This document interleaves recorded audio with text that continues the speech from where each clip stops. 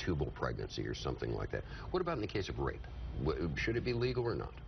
Well, you know, people always want to try and make that as one of those things. Well, how do you slice this particularly tough sort of ethical question? It seems to me, first of all, from what I understand from doctors, that's really rare. If it's a legitimate rape, the female body has ways to try to shut that whole thing down. But let's assume that maybe that didn't work or something. You know, I think there should be some punishment, but the punishment ought to be on the rapist and not attacking the child. We live in a world where every single one of us has to live by a certain edict. Everything we say or do or write or utter in public will likely never, ever go away. It will live until the stars are cold and there are no more Expendables sequels. But no matter how many times we say it out loud, notable figures and politicians never seem to get it. One of those is former Missouri Representative Todd Akin, who no matter how he tries to wriggle out of it, will never escape his illegitimate rape comment. And as Akin seeks to make a comeback, start lining up those in the Republican Party who wish, frankly, he would just go away. Welcome back to MidPoint, the president of Endeavor Strategic Communications and noted Republican strategist. Pleasure to welcome Kurt Bardella back to the show. Kurt, thanks so much for being here. Hey, thanks for having me back on. Pleasure. Before we begin, I want you to hear this. Now, this is Todd Akin on the Steve Molsberg Show earlier this week here on the Newsmax TV network on Tuesday, saying that Republicans were afraid to support him after the gaffe because of the assassination power of the media. Here's that sound. They were afraid. What were they afraid of? They were afraid of a media that could target and assassinate somebody by misinterpreting what they'd said. And they were also afraid that what they're going to do was to use me the way they'd done with Tom McCarthy years and years ago, who was absolutely right in everything he said, but they said this guy is some sort of anti-communist nut and all this sort of stuff. And then after he died, KGB files open up. Goodness gracious, everything he said was true except understated. So they were afraid of that. Kurt, let's get right to the meat of this whole conversation right off the top here. Isn't it really correct to say that there are people in the Republican Party who right now just wish that Mr. Akin would shut up and go away? Oh my gosh, absolutely. I mean, Todd Akin sounds downright delusional in his comments there, comparing himself in that way.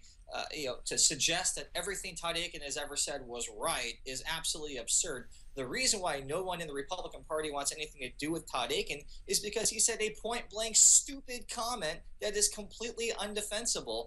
And for him to try to reinvent himself and recreate history and rewrite history is downright laughable. And it has nothing to do with media assassination or the liberal media bias or mainstream media targeting conservatives or anything like that. Todd Akin said something that was point-blank dumb, ignorant, offensive, and there's no place for him in the current debate or in the Republican Party. All right, now let's go ahead and look at forgiveness here, because every time one of these things happens, we always have people who apologize. It doesn't make a difference whether it's a politician, an entertainer, or anybody, and we're always told that we're a forgiving nation here.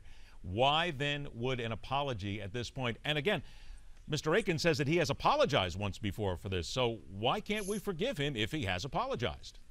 Well, it sure doesn't sound like by that soundbite you just played that he's apologetic about anything. He's actually trying to cast himself as a victim wronged and assassinated by the media. It doesn't sound like he's backing away too much from anything that he said. In fact, it feels like he's doubling down. In the analogy that he used, he said the person said that he was right all along. Is Todd Akin suggesting now that he was actually right all along and that we're all wrong to not embrace him back into the political spotlight? This is a guy who's trying to get his last gasp at 15 seconds of fame, trying to sell some books, make some money, and God bless, that's his prerogative.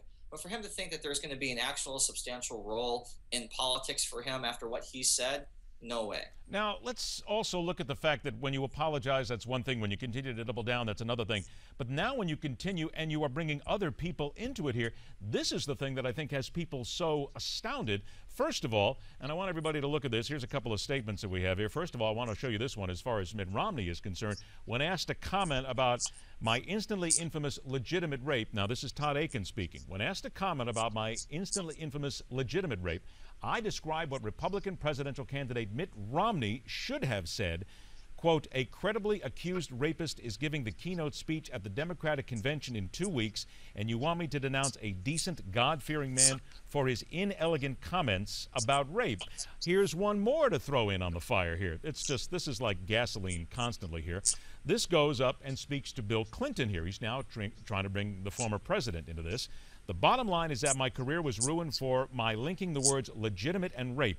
The Clintons, meanwhile, have maintained their careers only because the media have consciously delegitimized the rape and assault charges against Bill Clinton.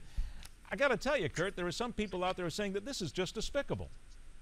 Oh, I mean, I think you would agree that there was no shortage of effort to attack the Clintons on legitimate issues, whether it be on public policy or politics, and they've put themselves in a position to be targets of that, and that's all fine and well. But to suggest Todd Akin to use that defense, it's delusional. He's completely lost it. It is reprehensible. It's not believable. It's not credible. And it just sounds like he's just reaching and grasping for anything that can give him any potential sense of credibility. But it's not happening. No one's buying it.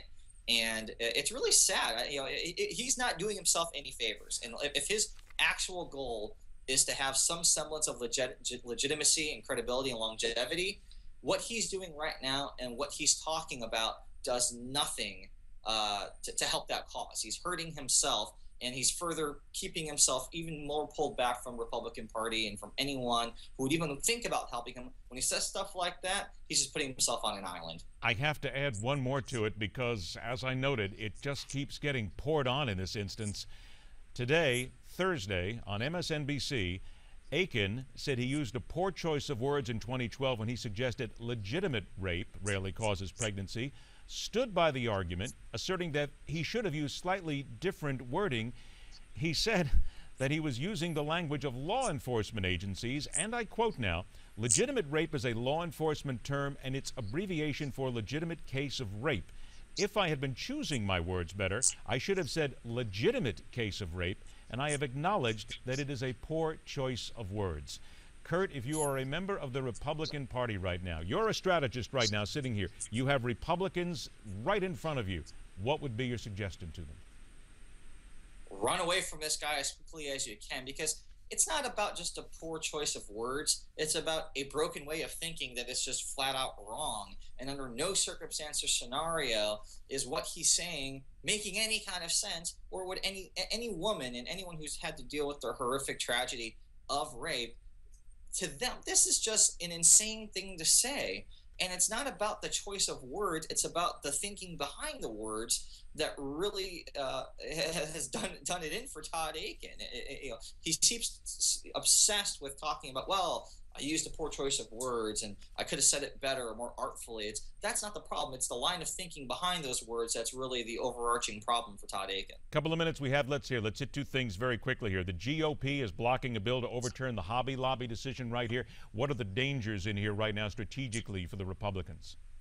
Well, this is very clearly an effort by Senate Democrats to try to circumvent the Supreme Court because they didn't like the decision, but also to put Republicans in a bad position to have to make a vote on something. I mean, even Cory Booker, Senate Democrat, has said there's no chance this is actually going to go anywhere, no chance this is going to pass.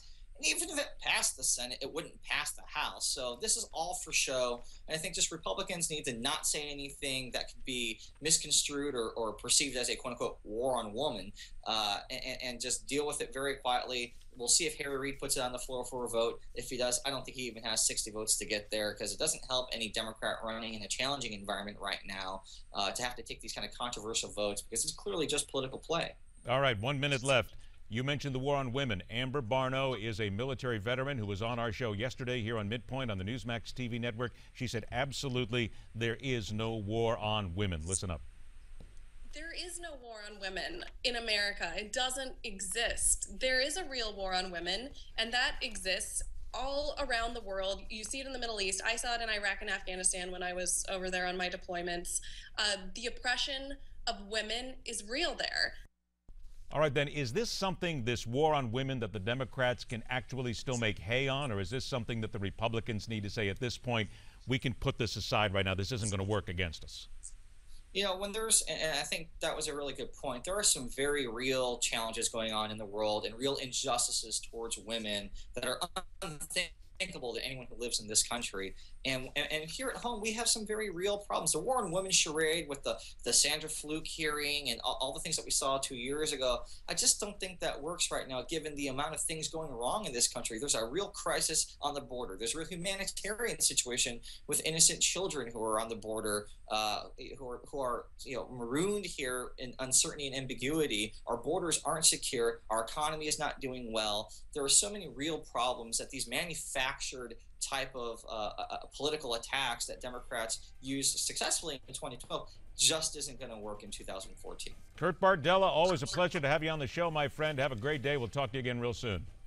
You too. Thanks a lot. All right, next up, top stories making the rounds on our mothership website. And later in the hour, we'll reveal the most trustworthy and honest politician in America, and we'll reveal it by using his own words to prove it. It's coming up right here on MidPoint, where every day we question everything.